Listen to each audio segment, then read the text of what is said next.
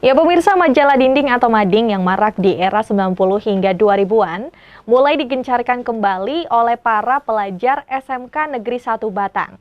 Meski persaingan dengan teknologi digital makin sengit, namun geliat itu ditunjukkan lewat digelarnya lomba mading. Wah, bagaimana keseruannya? Berikut informasi selengkapnya. Majalah dinding atau mading yang marak di era 90 hingga 2000-an mulai digencarkan kembali oleh para pelajar SMK Negeri 1 Batang. Meski persaingan dengan teknologi digital semakin sengit, namun geliat itu ditunjukkan lewat digelarnya lomba mading agar kemampuan literasi dan tulis anak tidak tergeser oleh kecanggihan teknologi informasi. Ketua Panitia sekaligus Guru Bahasa Indonesia, Kiki Oktavia mengatakan, meskipun setiap harinya berkutat dengan aktivitas pelajaran kewirausahaan, ternyata kreativitas anak dalam mengolah kata dan sastra semakin lihai.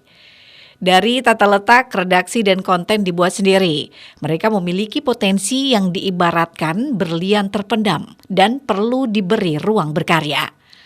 Melihat antusiasme warga sekolah, event ini akan digelar rutin setiap bulannya, yang dirutinkan setiap kelas bergantian dengan tema berbeda-beda.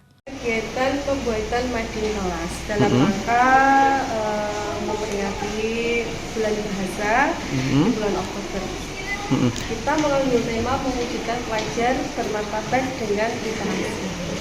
Dan sebetulnya jujur saja saya tidak nyangka se-effort ini anak-anak ya, teman-teman murid-muridku semua mereka rela lembur, artinya mereka betul-betul memang bersemangat. Hanya butuh di ibarat kata lilin, hanya butuh di kasih api sedikit, dia bisa berkobar. Jadi dimotivasi sedikit langsung hanya bisa. Dimotivasi sedikit mereka. Terus saya lihat mereka itu punya kreativitas yang tinggi ya. Artinya anak-anak ini tidak hanya belajar secara teori di kelas, tetapi mereka bisa mengaplikasikannya. Contoh kalau mapel bahasa Indonesia, bahasa dan lain ya. Kalau kesenian jelas layout. Kalau bahasa mereka bisa membuat redaksinya yang bagus bagaimana. Terus ini kan juga ada dari segi sastranya, ada puisi, mereka juga membuat sendiri. Artinya kan anak-anak ini berpotensi bahwa mereka itu seperti berlian di dalam tanah ya. Kita nggak tahu ternyata, saya itu juga kaget, ternyata si A di kelas itu kok pendiam, ternyata dia untuk segi penulisannya bagus. Jadi kita perlu wadah untuk itu. Terus ini lomba atau gimana Bu ini Bu? Ini lomba untuk bersemangat ya, untuk menyemangati anak-anak ya. Tetap kita akan apresiasi, kita akan ambil 3 pemenang ya, ada 3, 2 dan 1. Hadiahnya apa Bu? Hadiahnya nanti ada hadiah tersendiri. Apa biasanya? Mungkin yang disiapkan apa hadiahnya? Ada uang cash berapa jual satu? Belum. Oke. Ini berarti tantangannya apa sih Bu di masa sekarang ini kan semua serba digital, serba online. Ya, ini anak-anak kok masih punya greget untuk bikin konvensional, ini gimana Bu tanggapannya Bu? Iya. Sekarang kan banyak sekali digital ya. Digital itu kan ada plus minusnya menurut saya. Nah, kadang kan ada anak yang gini Pak, dia bisa menghafal tapi dengan cara menulis, ada yang seperti itu.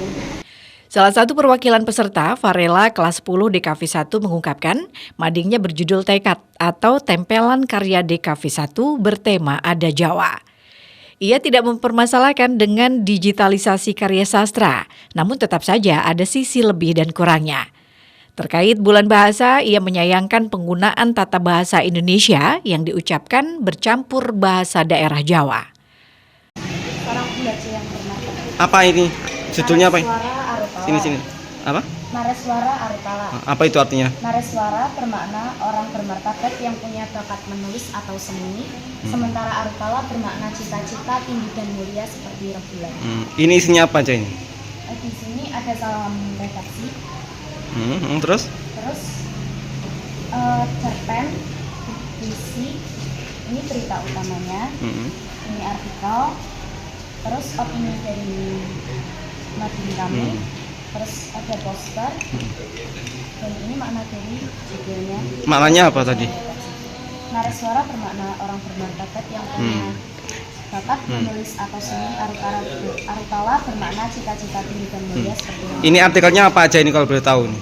Misalnya contohnya.